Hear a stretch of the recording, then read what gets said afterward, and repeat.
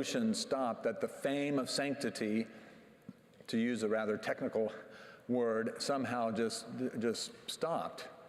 Quite the contrary, it continued to grow, and people wanted to be where he had been and to go to the church and the confessionals and everything related to Padre Pio. Practically everyone in this church remembers when he was canonized. You probably even heard about him before his canonization. It's kind of like Mother Teresa at the time.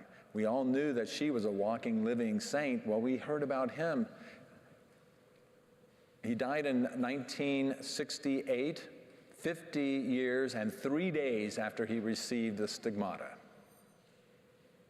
And again, what a blessing, but a painful one. But he knew how to turn that pain into the joy of others, because he would offer his pain for their good, and that the fruit of his suffering, that it wouldn't benefit him, but that it would benefit the person whom he was taking that burden upon.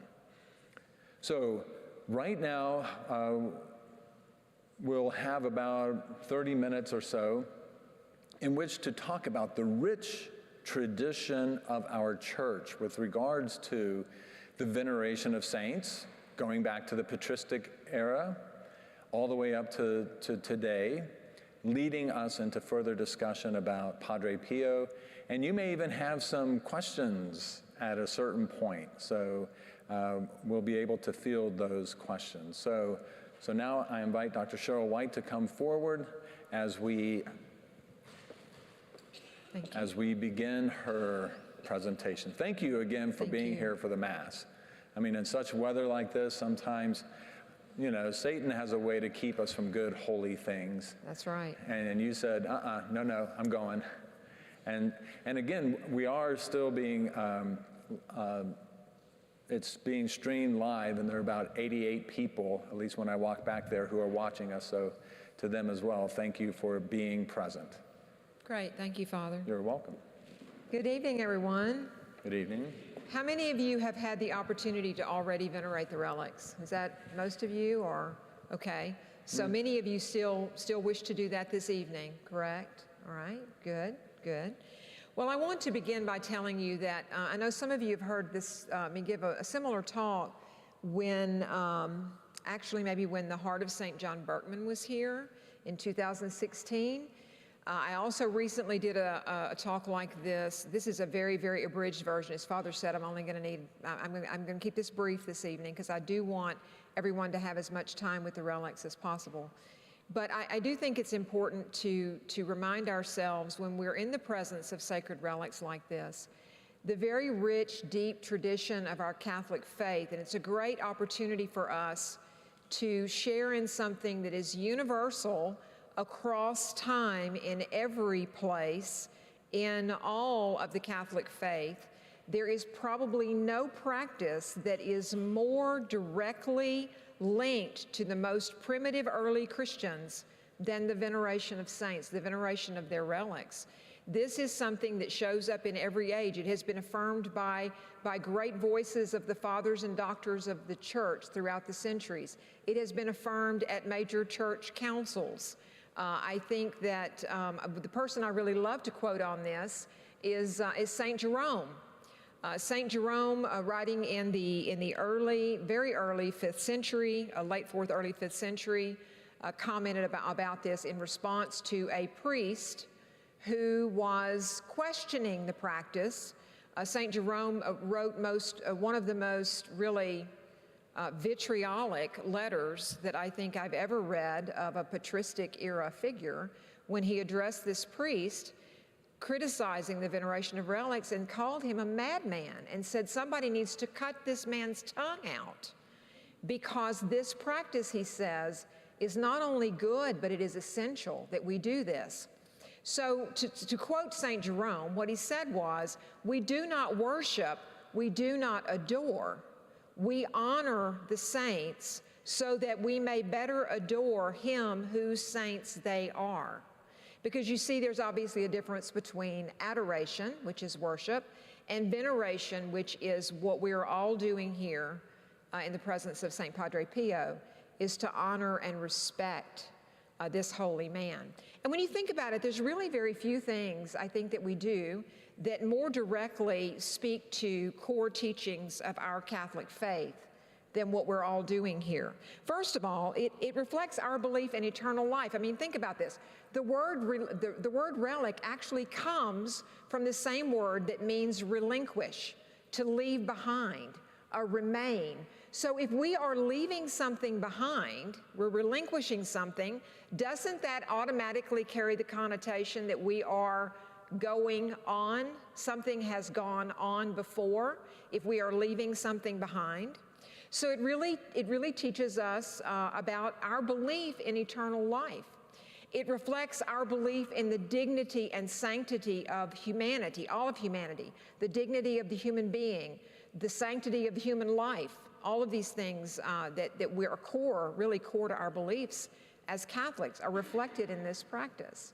So what we're going to engage in tonight, I guess is my point of telling you all that, is to remind us all that when we do this, we are in communion with every Christian that's ever come before us in a really beautiful, mysterious, but tangible way. And that's what's important about the veneration of relics, is that these are physical remains. They are tangible physical remains that speak to our belief in the incarnation, right? The incarnation, that God became a man and entered his creation and fully fused his creation fully fused himself with everything that is created. Everything is good. Everything is good. And so these physical, somebody asked me this, actually, this was kind of funny because this was in a completely secular setting where somebody asked me this question yesterday and said, but you know, don't you think that people think that's weird? That's weird that you do this? And my answer to that is that I don't think that anybody, well, first of all, not to us Catholics, right? It's not weird. But I think that to anyone who lived before the age we live in, or perhaps just a little bit before, anyone who lived before the postmodern era, this was not weird at all. There was nothing strange about it. Because the human form, the human body is sacred. God created it. And for us to honor the remains of the holy ones, just like the earliest Christians did, is really a beautiful, ongoing, continuous practice of our Catholic faith. So good that you are here. Good that you are here and that you have this opportunity to do this. The other thing I wanted to really touch upon, though, I know that many of you have heard that talk probably before about the veneration of relics, the veneration of saints. You know that we are, as Father pointed out, these are first-class relics. All of them are. First-class relics being the body of a saint or parts of a body of a saint. Also, all the instruments of the Passion are, of course, first-class relics. So the true cross, the piece of the true cross that we have over here in our reliquary is a first-class relic. Second-class relics are those things that the saint touched or things that the saint owned. And then you've all had the opportunity or will have the opportunity to make a third-class relic, which is a beautiful practice of personal piety and devotion that goes back again many, many, many centuries. It is not regulated by the church. That practice is really not strictly regulated. It is a matter of devotion, personal practice. It's a beautiful tradition. But there is, of course, a curia in the church that regulates relics. Today it's called the dicastery for the causes of saints, once called the Congregation for the Causes of Saints, and that only came into existence in the 16th century. But that doesn't mean that we are not in complete continuity with the earliest Christians who clearly did this, and we have beautiful, rich testimony from many of the fathers about this. And the miracles wrought at the tombs of the saints that St. Augustine and St. Ambrose and St. Jerome all wrote about is the very thing that the Council of Trent specifically referenced in the 16th century in response to Protestant criticism, that this needed to continue because of the miracles wrought at the tombs of the saints, as the Council of Trent said, according to the unexceptionable, did y'all hear that word? Unexceptionable, not unacceptable, unexceptionable witnesses. They specifically cite St. Ambrose, St. Jerome, and St. Augustine, who testified they had seen these things with their own eyes. So I'm glad you're here. I guess that's the point of saying all that, is that I'm really glad you're here. So I want to talk a little bit about the mystical stigmata. I mean, Father Peter mentioned this. It is probably one of the things that, obviously, that Padre Pio is best known for. When I say mystical stigmata, I want to be very clear about something. The word mystical in no way implies that this is not real or that it is not visible. That is actually a word that the Church uses, mystical stigmata. And the reason that term is used is because mystical means mystery. There is something going on that cannot be explained.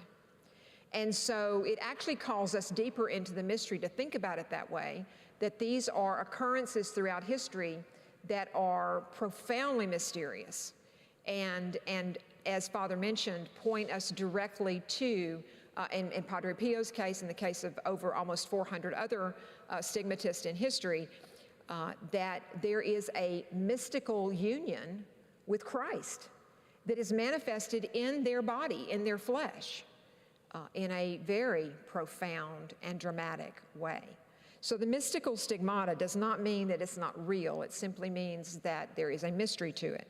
It is probably, again, ancient. Again, something that I loved about this evening's Mass is that we had that reading from Galatians in chapter 6, where St. Paul seems to reference that he may have had the stigmata. Did y'all catch that? He may have had, a lot of people believe that that's what he's referring to. What is interesting is that if that's the case, then of course this is an ancient phenomenon that begins in the very earliest apostolic church. But I will say this, that as far as history is concerned, and not necessarily in the interpretation of sacred scripture, but as far as history is concerned, the stigmata appears in the 13th century. There are no recorded cases, excepting St. Paul, which we can put in a separate category perhaps by himself. There are no recorded cases before the 13th century. So, interestingly, the Church itself says it this way. The reason, I'm going to go back and talk about this mystical phenomenon. The Church itself says it this way. It is not fully understood or appreciated as an incontestable miracle. That's what the Church says, as an incontestable miracle. In other words, the appearance of the stigmata, for instance, does not count toward one of the miracles needed for beatification or canonization. Did you know this? It doesn't count. The Church isn't counting that as one of Padre Pio's miracles, that he had the stigmata. But neither, the Church says, but neither is the phenomenon fully explained medically either. Now, at least one recent pope has also written on this, Pope St. John Paul II, who said that the supernatural cannot be proven. And he was speaking, of course, about a lot of things in our faith, this sort of intersection that we deal with between faith and science all the time. In this case, he was speaking about another relic. He was speaking about the Shroud of Turin, which we have a replica next door, right? But he said the supernatural cannot be proven.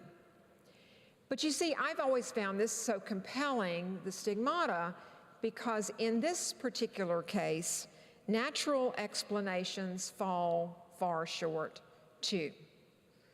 When you think about particularly Padre Pio and that he bled every day from the wounds of Christ for 50 years, every single day. So in many of the documented cases that we have, and incidentally, there's approximately 400 cases. I'll speak a little bit more about that in just a minute. In the documented cases, particularly those of the 20th century, where we have more observation-based evidence, as in the case of Padre Pio, where we have film footage, we have photography. He was examined by multiple physicians at the request of the Vatican. He submitted himself over and over again to medical examinations of his stigmata. We know that the wounds themselves, in his case, never healed. They never healed. They continued to flow with blood, again, daily, as I said.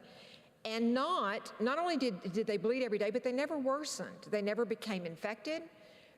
They caused him great pain, as he would say, but they never produced any kind of odor. No witnesses to it ever smelled anything unpleasant or unusual about those wounds. And in fact, many people reported that when they were in his presence and inquired or wanted to see the wounds of the stigmata, which he was very reluctant to show anyone, that there was actually they seemed to secrete a sweet, kind of perfumed odor to them. The word stigmata, by the way, in case you haven't already made this connection, comes from the Greek word stigma, which means to be marked, right? It's a mark. We still use the word stigmatized in our language to talk about, actually probably doesn't make a very good reference, does it? It's broadly applied to someone who publicly has been wounded in some way. We'll say that they are stigmatized, but it's the same root word. So bearing the marks, the wounds of Christ in a very public way. I mean, what a phenomenon that is. So again, across the centuries, whether you accept a supernatural cause or not, a natural cause or not, the history speaks very loudly on this issue. Again, across the centuries, documented in the historical records, we have approximately 400 people who have had this gift, and it is considered a spiritual gift to bear the wounds of Christ. And in the case of Padre Pio, most of the 20th century stigmatics, of which there are a few others, by the way, we have this film video evidence that interestingly comes in an age when we are the most skeptical, right? We are the most skeptical, and yet now we have this technology that will show it to us, where we can visibly see it. For instance, St. Francis of Assisi is the first one in history, excepting St. Paul, right? The first person in history to have received the gift of the stigmata in the year 1224. We have incredible testimony from his brothers, the friars, who witnessed this, who saw it every day. And actually, we think in the case of St. Francis, it probably contributed to his death. The blood loss that he suffered may have contributed to his death. But, you know, we read those stories today. We read the history and the record and the eyewitness accounts, and we read it with skepticism, do we not? And so it's interesting that now we are seeing the 20th century stigmatists, like St. Padre Pio, that we now have visual evidence of. We have medical examination of. So what is that really trying to tell us? I think that's where I kind of want to get to. Why? Why does this happen? It's certainly not, even as St. Padre Pio called it, it was a great gift to him. Certainly not a gift in terms of the physical pain he suffered. But as Father's already touched upon, what does it mean for us or anyone who studies him or knows him or had the privilege of seeing him while he was walking the earth? So St. Francis of Assisi, the first. There are many others beginning in the 13th century coming right down to today. It's interesting to me as a historian of the church, I'll tell you this, I've always been fascinated that the 13th century would be the place where these began. If you think about it, and you put this on a timeline, okay, so St. Francis of Assisi receives the stigmata in the year 1224.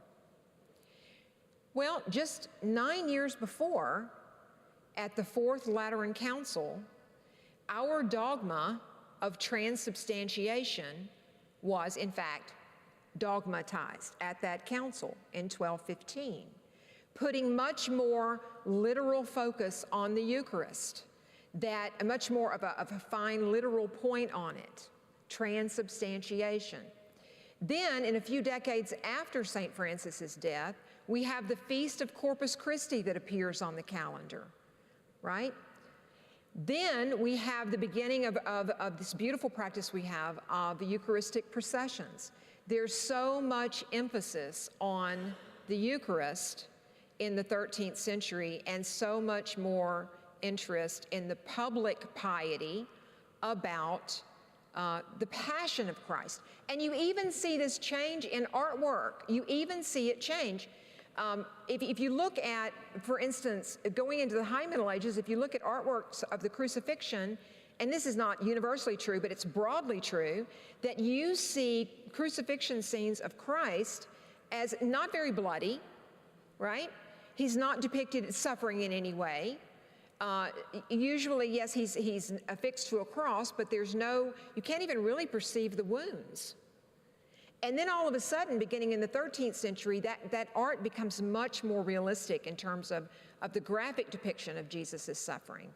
And so I think that explains, I think partially explains, why you see this mystical stigmata. As mystics contemplate those wounds of Christ, they begin to manifest them.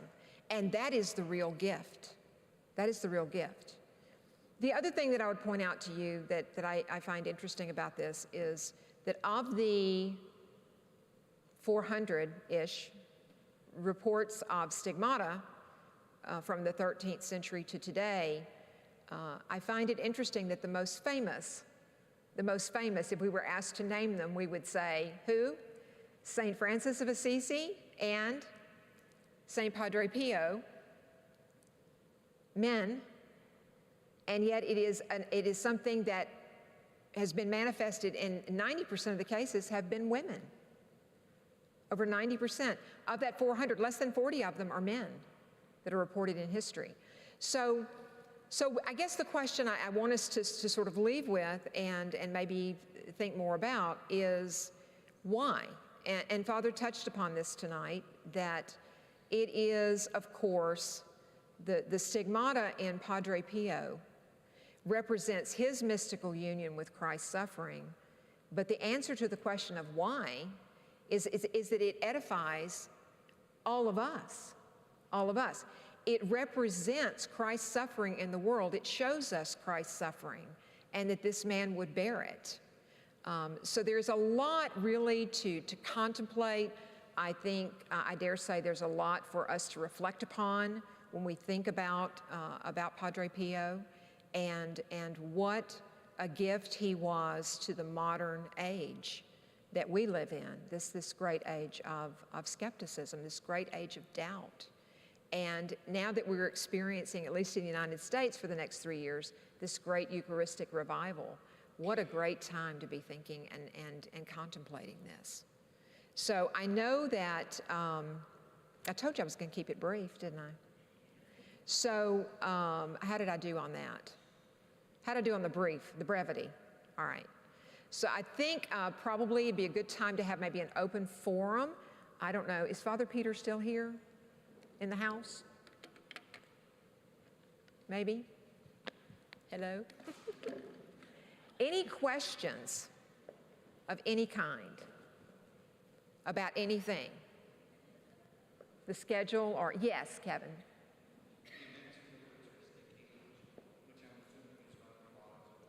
Fathers.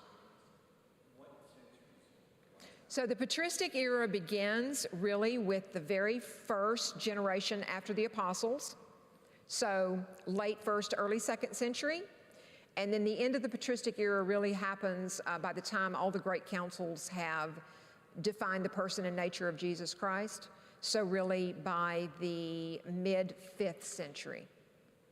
Now, some scholars will argue you can stretch it out to the year 787, which was the last council of the church to meet while the church was still together.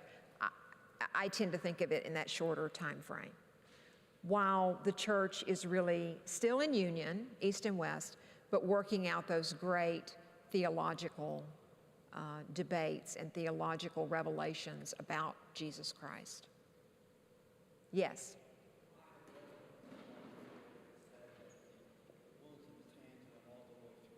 Yes. Yes. I've heard that. Okay, so the question was about the wounds of Padre Pio in his hand, that he had heard that they went all the way through, that you could see light through them. I have heard that. Yes. Yes. And actually, you know, just a second. Actually, the most painful wound that he had is the one that was on his right shoulder. And I mention that because,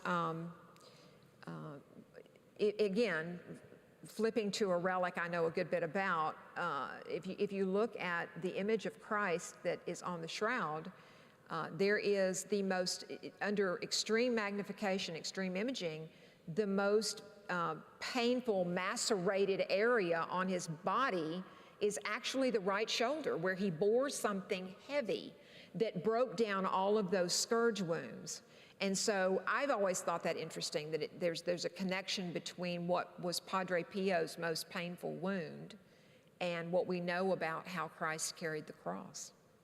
So it is said that he would pull his undergarment off and it would be soaked with blood, and it was the most painful thing to remove that he had on. So, yes. He had, he bled from his hands and his feet and the shoulder. Now, I don't know, there has been a report that throughout that 50 years, he periodically had the wound in his side as well. But it was the hands and the feet and his shoulder that are the most well documented and studied. Yes. Yes. I can't hear a word you're saying.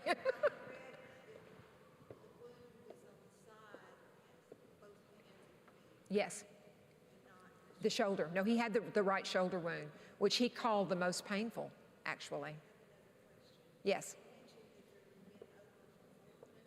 There's been approximately 400.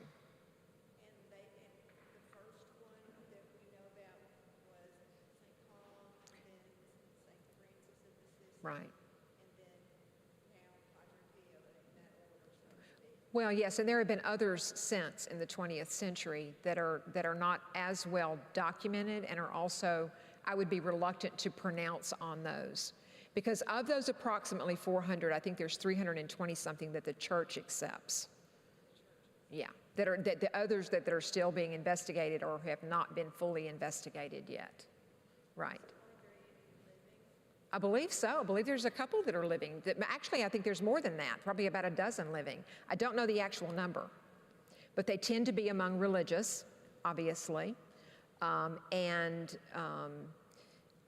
really trying to stick to the ones that I know have been medically studied, because there are people living who claim to have the stigmata, but I don't know. I haven't followed that medical science to know that they've been studied to the extent St. Padre Pio was.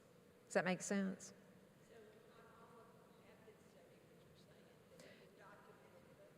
There have been reports, but not studied medically to this extent. No. The church is pretty strict on that. Yes. They're rigorous. The church is always rigorous. You know, the church tries to disprove miracles. Y'all know that, right? That's the disposition of the church, is they have a miracle reported, and the first thing they want to do is disprove it. Because in order to truly be a miracle, you understand that's really the right, correct attitude to have, probably, is to be suspicious about that. Yes?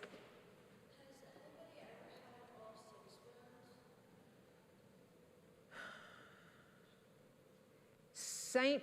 Francis, I believe, did. I actually don't know about St. Francis and the shoulder wound, though. I don't know that. St. Francis also bled from his hands, his feet, and his side, and actually sometimes from his head as well. There's a case of a 20th century woman, Farron, I believe is her name, F-E-R-R-O-N, who only had the bled from thorn wounds on her head, and that's one that's kind of under investigation right now. So, you had a question? Yes, speaking about St. Francis of Assisi,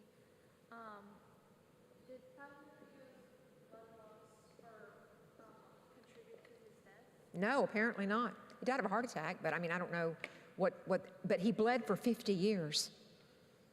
50 years. Yes.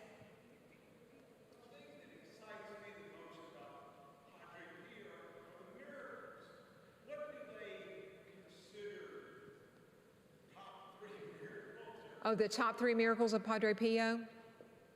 Well, I mean, again, you know, one of the most commonly reported supernatural aspects of his life is that he bilocated.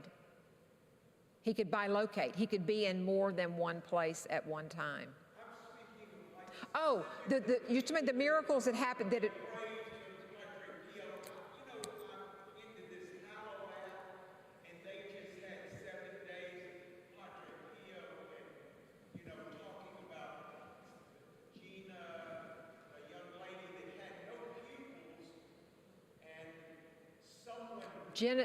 is it Jenna what's her name?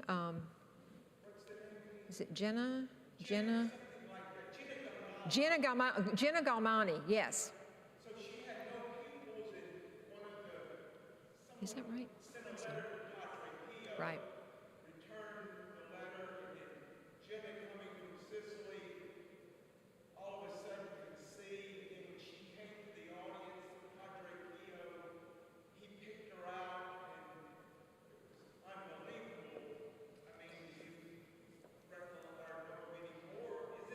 I think literally,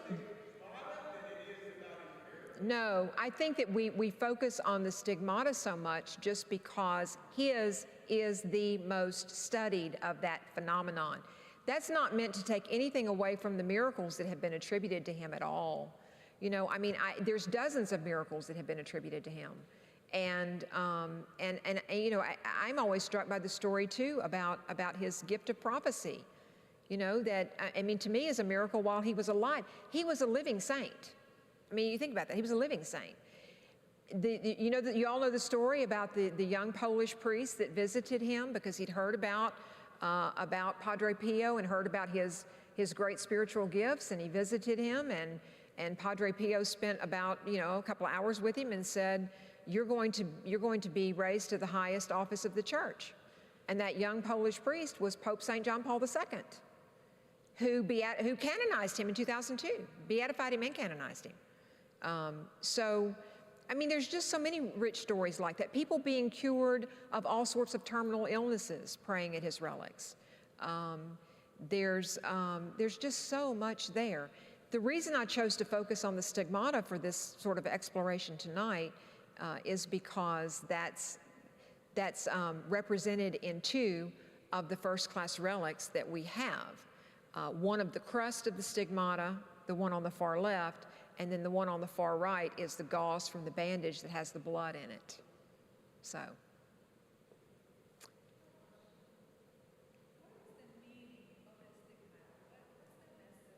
The message, yeah, so the message of a stigmata is for us. It is a mystical union with Christ and Christ's suffering, obviously for the person who receives the stigmata, but if it is visible, it is something that we are supposed to be edified by. So it's a reminder to us of Christ's suffering in the world. All right, I know that everyone wants the opportunity to venerate the relics. Janet, you're still here. Who else volunteered to be here tonight to maybe assist with the, good, thank you, thank you. So we only have just a couple of rules about this. It's nothing harsh, but the relic custodian did ask that no one kiss the reliquaries and that no one pick them up. If you're going to touch a rosary or a medal or something that you have to the reliquary, don't touch the glass, okay? They're obviously worried about the glass becoming scratched.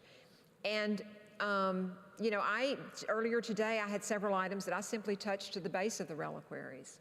And remember that there's no exactly right or wrong way to do this, as long as you are of the disposition of mind and soul that you know that there are graces that come from being in the presence of a holy person. There are graces that come from contemplating the divine through that holy person. There's no right or wrong way to do this. I mean, there are people today who simply stood there with their holy card and didn't even touch it to the reliquary, you know, which is also not necessary. I mean, you don't have to touch it to have a third-class relic. You're in the presence of it. So any other questions about that? So no kissing, no picking up, right? But please feel free to approach the relics with items you might have, holy cards, rosaries. All right. Thank you guys so much for coming tonight. Thank you. Thank you. You don't have to do that. Thank you, though.